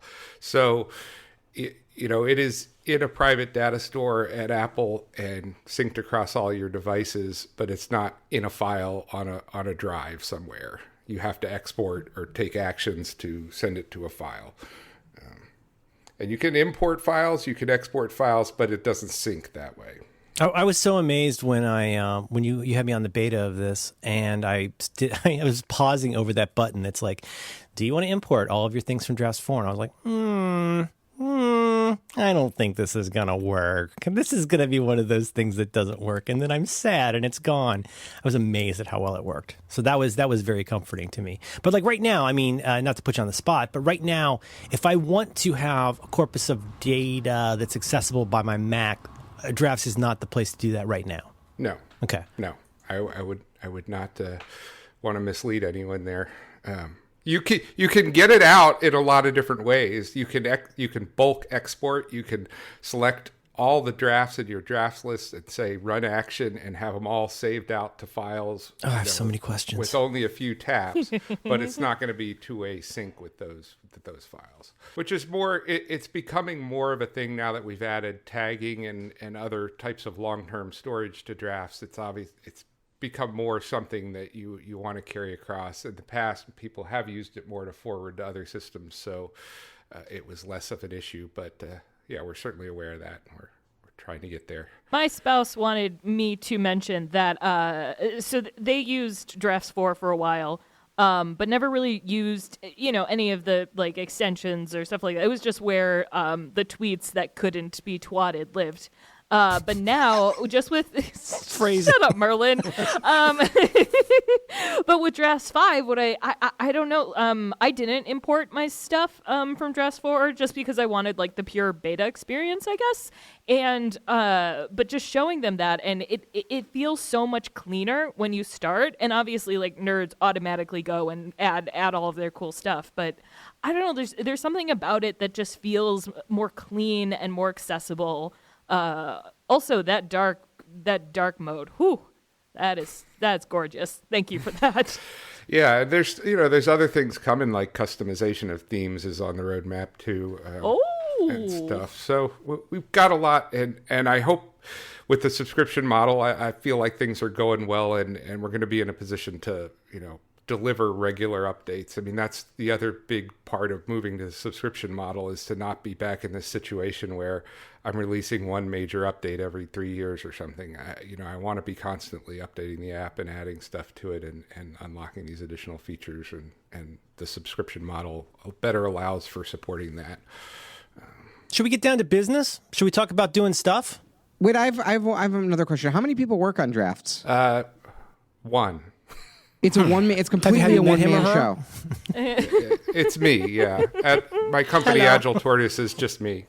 That's incredible. This is a huge undertaking, and it does a lot of stuff for one person making it. I'm surprised by that. Well, it's been a part-time job. Now it's going to be a full-time job. So it'll get even my better. Gosh. Congratulations. Thank you. Merlin, do you want to talk about the specifics of what... Oh, wait. I'm sorry. One more question, Greg. Is there something that you didn't anticipate that someone would do? Like something someone has done with drafts that you never thought would happen? Great question, Alex. I don't know if you're being sarcastic. I'm sorry. Words are hard. It's a flavor of what Max has already asked, but I think he could take it in a different direction. Yeah, like Greg. just one specific thing one specific use. Okay. I've seen people tie it into various home automation stuff, so they have actions set up that Whoa. turn on and off their lights. What? Or put their Mac to sleep, or so rather than like use voice commands or like use the like use JavaScript to turn the off Lutron app, you would like open up drafts, you'd type in like turn off the lights, and then you'd go to the action share sheet and you'd scroll Say down hello, to like Commander. send to Lutron. Yeah. Oh my my God. Speak, you know how to turn me on. It was a good question, guys. That's a Thank you. great question. A good story, Alex. Oh, God.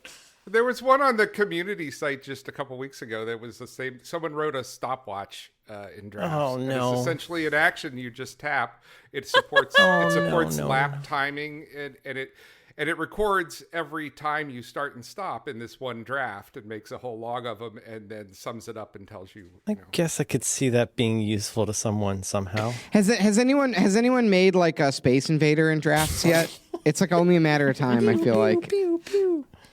I have not seen it. There's a lot of the dumb actions for all the things people like to do on Twitter, like convert your text to the upside down Unicode letters or the weird script letters and stuff. People have written scripted actions that just take the text you selected and do those weird conversions. Oh yeah, what's that site? Can I make a draft so that every time the president tweets, it replies with a GIF of Michael Jackson eating popcorn?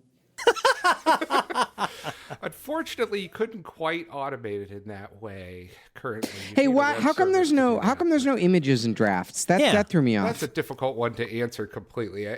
Attachments are something that I'd like to eventually do with it, but mostly resource-wise, and it adds a whole lot of complexity to the automation end of it. You know, if you can put images in there, you're going to want to be able to manipulate those images and script them and publish them to places and stuff. Mm-hmm.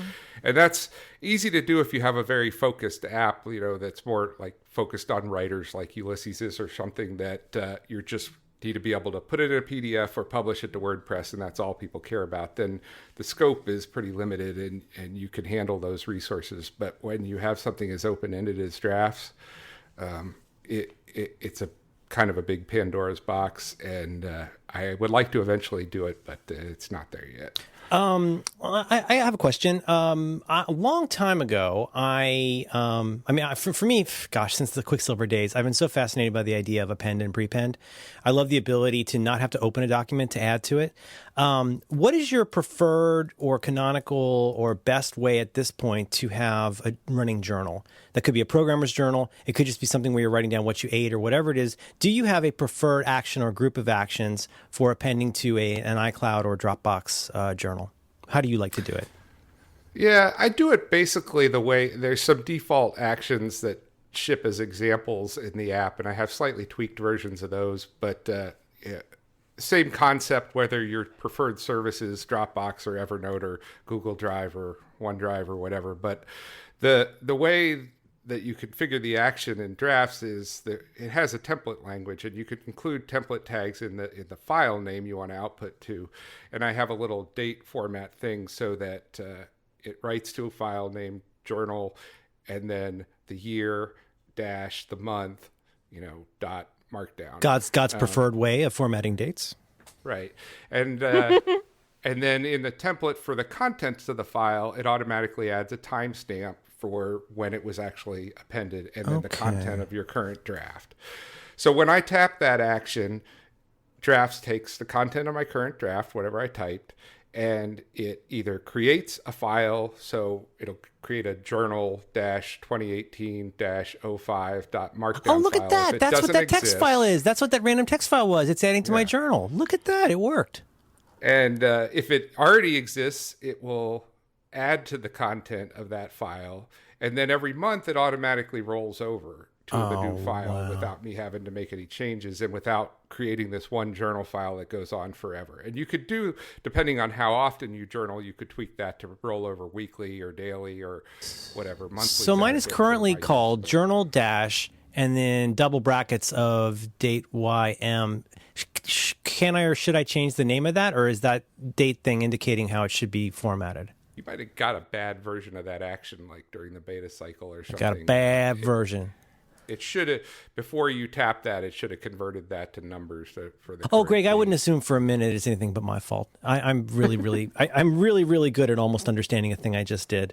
So that's right. So when I see append to iCloud journal, append to Dropbox journal, those are defaults now under basic? Yeah. Oh, badass. You can change them and modify or tweak based on the file names or folders you want that to go to and stuff. I'll help start the conversation on this one. Here's one that I use a lot. which is, and again, in my current setup, my goal for where stuff eventually goes to, I love that stuff I could need but don't necessarily need and may not need stays in drafts. I, at this point, make an overt decision about when something needs to go into Dropbox and into my living system of 2,600 files. And that is, so what I do for that is I'll start a new drafts. You hit the plus or have it pop open. Just for what it's worth, my default is 5 minutes. It creates a new file after 5 minutes. But then what I'll do is I have templates for this, but I will name the first line something like, "Oh, nobody cares but me." Something. Oh, I care. Something like B2. I'm actually extremely interested in this. So the way that this goes way back to a million shows with Max Sparky a million years ago. B2W space show. So B2W show note X. E376 date 2018-05-15, right? So there's several pieces of metadata in the title. It always starts with the most important piece. Like if you jammed this column all the way left, I'd still be able to mostly know what it is from what the first 3 or 4 letters are. So that's very important to me. B2W, show notes, but I don't call it notes. I call it Note X. Why do I call it Note X? Because I want to use, don't listen British people, I want to use a nonce word. I want to use a word that's not a doodler, but I want to use a word that will not appear in normal text and only exists as metadata, but is still meaningful. B2W, show, Note X. E, always named the same way, E376. And then the proper way to do a date, 2018-05-15. So that way you can I showed my daughter this and she was really unimpressed, but I can go find the show notes for every episode of anything I've ever done by just taking off everything at the end. If I want to see just things from the last episodes in the 370s, I do everything up to E37 space, right? So what I'll do is that'll be the first line in a drafts file. I'll type whatever the hell I want. And then I have an action that sends that to Dropbox into the folder that I want it to go. And guess what? Use the first line of the draft as the title of the document, the title of the document. Which sounds so simple, but brother, do I ever use that all the time. Similar to the way that you can send email by using the top line as the subject line. I'll tell you, man, that is, I mash on that thing all the time. That and copy to clipboard are the 2 most common things I use in drafts. Well, what you're describing, you can automate a lot of that in drafts too. You could simply, you could use template tags that pull out any line, by line number. So if you just have a format and you could say, when you're going to do show notes, right, the first line is the show title, and the second line is the episode number, and the third line is B2W or whatever show you're writing, and then the rest of it is the show notes. You're a wizard. You can have the action configured to write to the folder B2W based on line number 2. Where do I do that? Where do I do that? Episode number based on line number 3, and it'll automatically create that folder if it doesn't exist, and create the file when you tap that action. Oh my God.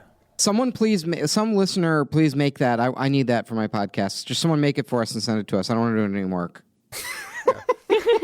Also send him a picture of a hand dryer. Probably someone on our community site will do that for you once they hear this. That's what I'm getting. Thank you, community. Just send it to me too. Merlin will send you a little treat if you make that for him. Listen. I haven't really. To be honest, is the challenge this week to convince someone else to do something for you? Well, that's more of just a thing that'll probably happen. That's as a good idea. That's a good. It. You know what? Stick around. That'd be a great challenge. So I have not really put the time in. I'm now convinced that I should be using this. I've put a little bit of time into configuring it, but I do not really have it all the way there yet for doing everything I needed to do. It's definitely I have this big old list of things I need to figure out how to make it do. I want to make an action for just tap out a text in drafts and then one button send to Veronica. I just realized from this conversation I can do that. But the one thing I just wanted to call out that I think is a mind-blowingly good feature that probably currently makes drafts my favorite text editor on my phone is this little button on the bottom. It's the little hamburger button, and it's called Arrange Mode. And you can go by line, and you can just drag your bullet point lists and your to-do items around in order. Why doesn't why is that proprietary? Why doesn't everyone do that? It's the smartest thing I've ever seen in my life. It's just an idea I came up with. It was actually in a writing app I had before drafts called Phraseology in similar format, and I brought it over to drafts when I did it. And yeah, it's just a handy using basic iOS conventions to. And let's make sure that people understand what we're talking about here. It is not surpassingly easy to move lines or paragraphs forgive me if I'm over-explaining this, but it's so powerful. Like there's many times that like where I will be in something like TextMate, and it's just in my muscle memory to go, I don't even know what the fuck it is. It's like Command Shift up and down. Go. Let me make this easy for you. Yeah. Do you guys make grocery lists on your phone, right? Yes. And then before you go to the grocery store, do you sort them by department in the grocery store? So Yes. all the meat goes over here, the vegetables go over here? Yeah, but what if you add something at the bottom that you want to be up in vegetables? But even the sorting, it fucking sucks. Cutting and pasting all the lines in. I do it in like Bear as a to-do list or something, and just moving the little like When if you're meat using lines bullets, into you one lose thing. a line break. If you're using, even this happens in fucking Google Docs Yes. all the time, where you lose its bulletedness if you even triple click. Right. Yeah, so anyway, this just has a thing where you can go into a mode where you can just click and drag either blocks of text or lines of text, and it saves its formatting. It all works how it's supposed to, and you can just quickly rearrange everything. And God, that is just so smart. So good. And then there's some other buttons down there, and at some point there was some help text, but I didn't read it. Now I don't know how to get the help text back. But what does the little eyeball do, and then what does the little chain link fence do? The eyeball is called focus mode, and what that does, it does two things. It disables the new draft creation timer. So, drafts comes back, there's a timer in settings on how long, but when you come back to it, you have a new draft, right?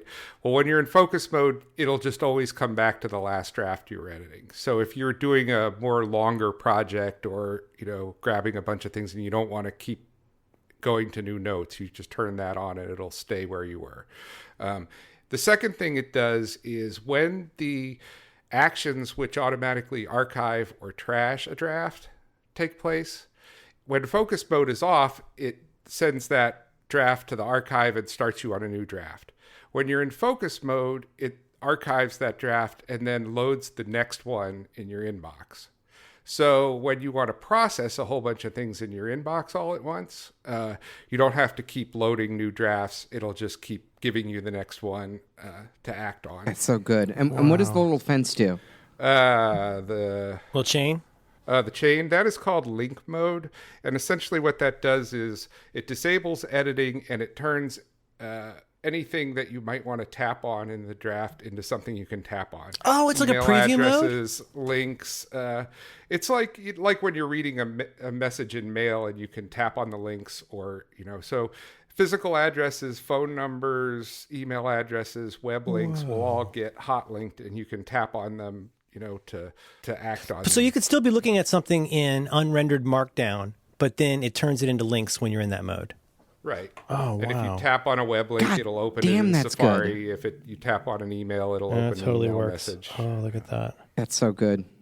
Hey, let's say that I wanted to write out a little note and have it on letterhead, right? So like I need to send someone let's just say it's like a quick invoice or something, right? And I want to basically take the text in a draft and then have it put in a little graphical template, right? A little image on top or something like that, or just append the text into a pre-prepared PDF. Is there anything like that? It seems like the kind of thing I could do with JavaScript, but I don't really know. Sort of. So there's an HTML preview function, and also the print function is based on HTML. And you can build any template you want in there. If you're familiar with HTML and CSS, there's standard Markdown previews that come with it, but you can build any HTML template you want, right? Oh, so and you could just have an image on, not Dropbox, bad example, but you could have an image somewhere that's accessible. This seems like something Dr. Drang has probably already done, but with LaTeX. Well, a lot of people have set up, people who blog in it and stuff have set up custom previews that have the CSS from their blog already configured. Like Mars so when Edit they kind of preview thing. it, they see what it'll look like on their blog. How is that? Do I do that in drafts? Or what, I don't understand. How I do So you can set up an action, and if you just want to be able to preview it, there's an HTML preview action step, and it just has an HTML template. And you put the same tags in it you would in any of the other draft actions to insert your draft text, but you could have any template content you want or link to CSS files. You can load, you mentioned Dr. Drang, he has one set up that loads math jacks, to do rendering of equations. Oh and my stuff. God. Of course he does. Wait, where am I? Where do I? So I went to the step. I'm looking at step type right now, and then is there Right. something in there that should be preview? HTML preview is the type of step that HTML the Markdown preview. actions are based And you on. could just put anything you want in here? Yeah, exactly. I And used to the do that with print- Mars Edit, where I would put in you could Oh wrap my around the content and make it look like God. your website, so you could see what it would actually look like when it was posted. That's such a great feature. And the print action works the same way. The print action just has an HTML template and you can have, you spit out a print job with header information or whatever else you want. You could do anything with this. I got a good one I just it's found. truly amazing. Here's a good one from the Drafts Action Director. You're going to like this one, Max. Let's say you're walking around the city and there's a shared bike service. Somebody left a fucking bike on the sidewalk and you're mad. There's a service called, an action called Bike on Sidewalk. This reads the name of a street or address from the input draft and asks which service the offending bike belongs to. It then generates an email to that bike company asking them to please come pick up that bike. I need this. Oh, this is going to change everything on Nextdoor for me. Oh boy. What is the color of the person you're concerned about? Dark brown.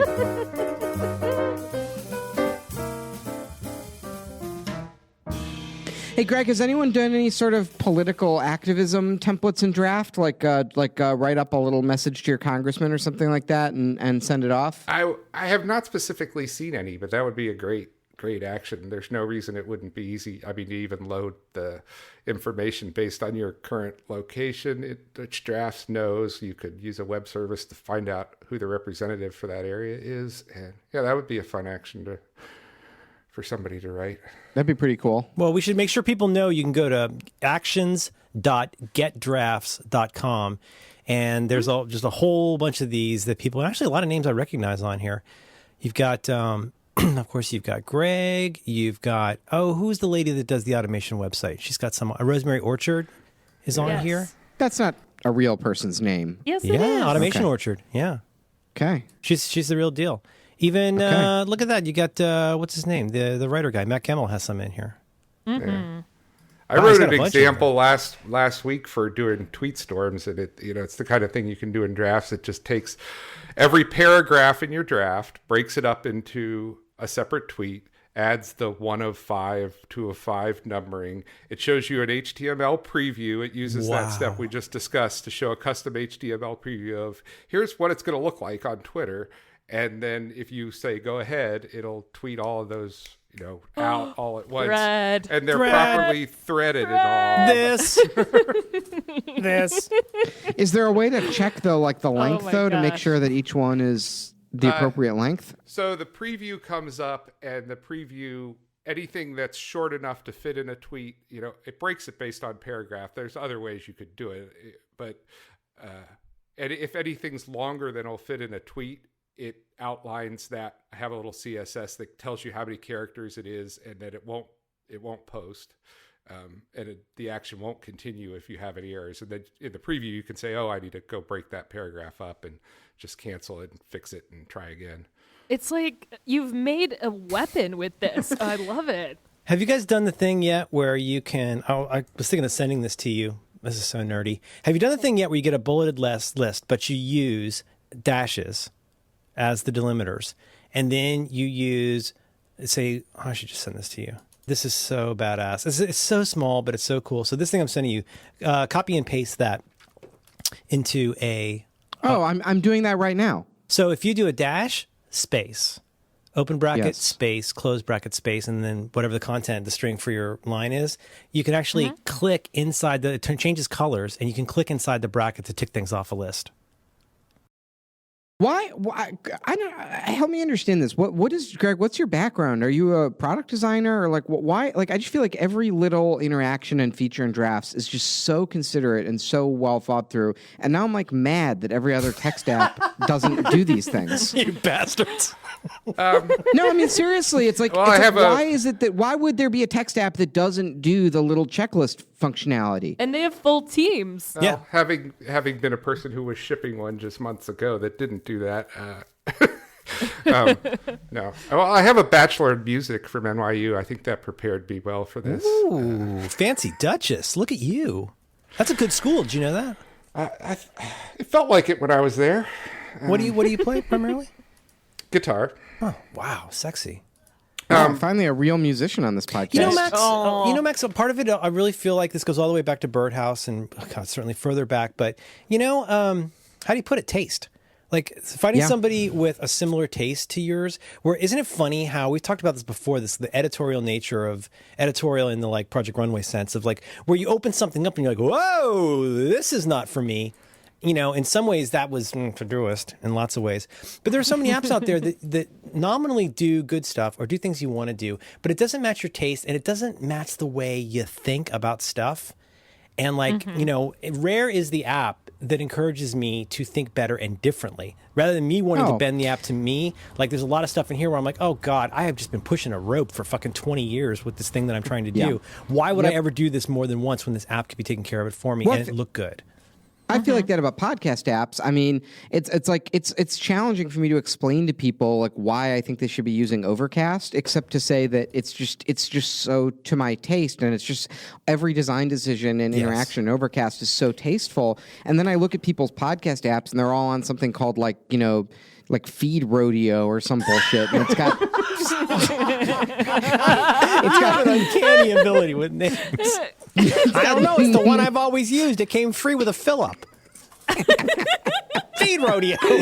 yeah. I feel like that with the Apple Podcasts app. We started listening to Adventure Zone, and I wanted it some way we could listen to it on Apple TV. So I subscribed in the podcast app, and I was like, "What fresh hell is this? This is the way most people are." Wait, you could do I do Overcast on Apple TV all the time. It works like a charm. But you mean throw there with AirPlay? Yeah, AirPlay. Yeah. I mean, I get that, but but I'm sorry I interrupted you, but I'm trying to agree with you that like it's just so funny how often you can open up 90 apps and go, wow, this is really not for me. There's other ones where you open and go, this is a sexy little reveal. This is something I think I might be able to love, and I think I don't know a better word than taste. Not in a classist way, but in the sense of like sensibility and fit and finish and feeling like somebody's really thought through all of this stuff. You know, in the same way that the Mac, there's a funny phenomenon I used to observe, which was that people going from Mac to Windows for work, let's say, they would frequently get back to the Mac and be like, oh my God, I cannot believe I had to go live in that world. The funny phenomenon was that a lot of people who went from Windows to Mac would then go back to Windows and frequently be like, I can't believe I used this for 10 years. Yeah, I have that. That's how I have the gaming PC. I go on it every night, and occasionally I'm in the, I'm sitting at the PC and I'm waiting for, I don't know, a match of Overwatch or whatever to start. And it's like, I'll just pop up in Chrome and try to do something on the PC. And it's like, oh my God, there's just so much friction. Everything is just friction. And there's pop-ups stopping me from doing what I want all the time. And everything is broken and needs updates, and it's not the right driver, and it's such a goddamn mess. There's so many things that you have to do on a PC that aren't what you want to be doing, and I just take for granted, like I forgot how awful that ecosystem is. I just completely take for granted that on the Mac, like if you're in the middle of work, you're generally not going to be interrupted by 17 pop-ups of different things that are want your attention and need an update, and they're restarting the computer in 16 seconds. What? And then you need to race to make sure that everything is saved. Yeah. It's wonderful. Hey, Greg, do you feel like, so like I've been at this for a while and there's still so much for me to learn. Do you feel like for folks who have taken to drafts and are enjoying it, do you feel like there are features that might be overlooked? Are there things that are kind of like no-brainers for people who know about it? You know what I mean? But that are like utterly unknown to others. Are there things we should be trying that we might not be thinking about? That's a good question. I think that's something I've struggled with, and I'm investing more and more. I started last year with having David Sparks do a series of videos for me, and he's going to be doing some more, and I'm having some other outside writers do some materials, because I think presenting use cases is the thing that helps people get the light bulb turned on. And there's a lot of different areas that I think, everybody's busy, and, the people who find uses for drafts probably don't realize there's another dozen things that it could be doing for them to make their life easier, but they just haven't had the time to invest to figure it out or find the actions, or just didn't know they exist. And, it's on me to kind of communicate that stuff better to people, which is why I set up the community site and stuff. But it's so hard to envision what those things are that it's difficult to, for any individual user. And like I said, I think early in the show, there's probably most users of drafts have maybe half a dozen things they do with it regularly, actions they use. But those are different for every person, and I can't really predict what those use cases are. But I hope by presenting ones, people will think, well, that's like what I need to do, but it's just a little different. And, those light bulbs will go on. Greg, do you guys have I thank you for giving so much time to us, Greg. Do you need to head out? Or Max, Merlin, do you have any more questions? I just feel like this, I've really not felt like this with a lot of the nonsense that you guys, smart light bulbs and whatever apps, you could timer productivity You keep us bullshit. honest about this stuff, Max. You are frequently the person who's there to point out a role I've tried to have in the past is like, are you sure your head is not just going up your ass more efficiently? I'm glad you play that role because it does make me reconsider if I'm actually accomplishing anything with all this productivity. Well, it's like it's a little bit like the Apple thing of like it's not what it can do, it's what the user can do with it. And I feel like a lot of the stuff, the hook is what it can do. And a lot of times I get it into my hands and I'm like, oh, okay, the light can change colors, but it's like that's like a thing it can do. Like, what can I do with it? And I don't have any need for the light to change colors. So anyway, it's been a long time since I've seen something like this where I just clicked with it right away, and I felt like this is a game changer for me. Like this will probably change how I work from here on out. Yeah, no pressure or anything, That's awesome. Greg. I mean, for me, I fell in love with computers because I saw that they could make my life easier. I didn't fall in love with computers through gaming. I didn't fall in love with computers through, something that was in my life that I hated because I had to use it for a job and didn't, and it caused me stress. I fell in love with computers because I saw things I could do with them, and I guess drafts make sense in terms of my career because I taught myself to program to make my life easier and to make the lives of people I worked with easier, to do more productive things. And if you find that passion for computers in your life, then drafts is the tool for you because, you'll find those places that it'll save you time, it'll save you energy, and it'll let you control the devices, not the devices control you. And that's the way I always try to approach computers, is how to use them as a tool. I just thought of a tough question for you. What happens, let's say tomorrow Apple approaches you and they're like, hey, we bought Workflow. We loved what the guys at Workflow were doing and we bought that. We want to buy drafts and make that, part of the, we want you to come in and work in Cupertino or join Apple. Like Notes, but we want it to work. Well, or like, Workflow is like still available as Workflow, right? So it's like maybe they just make drafts available, but it's like bought by Apple. Like, how would you think through that? Like, do you think they've done a good job with Workflow? Do you think that they would be like a good steward of draft? Does that interest you at all? On a personal basis, it doesn't interest me. Like, I'm not going to go move to Cupertino and work for Apple. Not that they're not a great company, not that I have a lot of great friends that work there, but there's a reason I'm an indie. It just in terms of my lifestyle, my interests, and I'm not going to go join a corporate entity. You're that. in Indianapolis? I'm in Texas, Dallas. Oh, in Texas. Okay, got it. I said you said you're an indie. Yeah. I see. Okay. I'm going to hear about that. Can't believe you didn't correct your host when he said, shut up. I'm not saying there's not a number Apple could come to me with that I wouldn't. You're not made of stone. But I don't come with it. It's not the end game of drafts. I mean, I love hearing that as a user because to me it means like this thing is going to be maintained for a long time in the best possible way.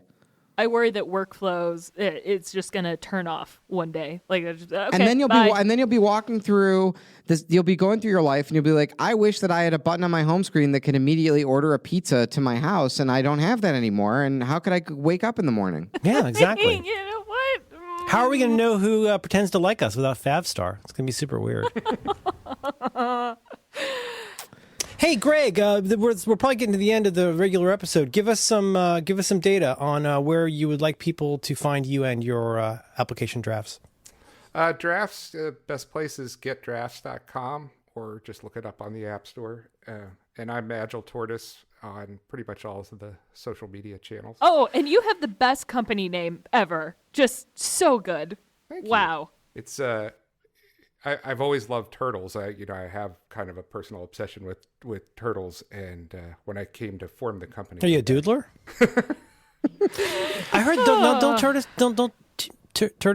tortoises have diseases and stuff? Don't they make a salmonella on you?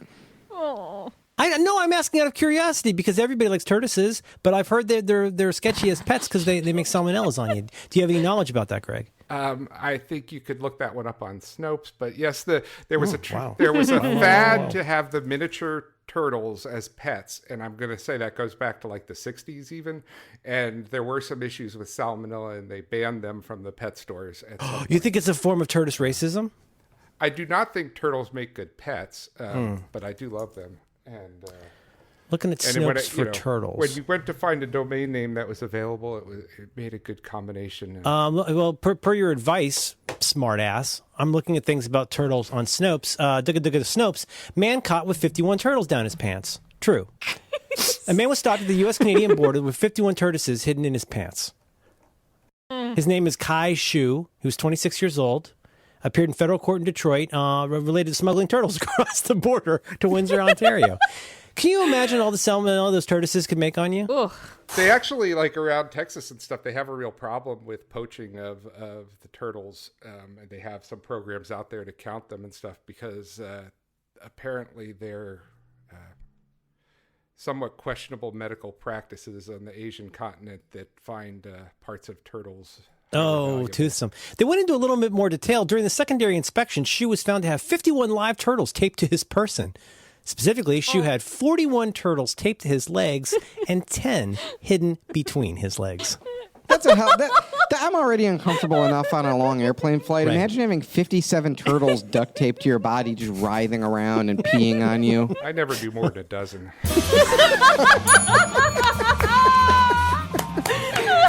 All right.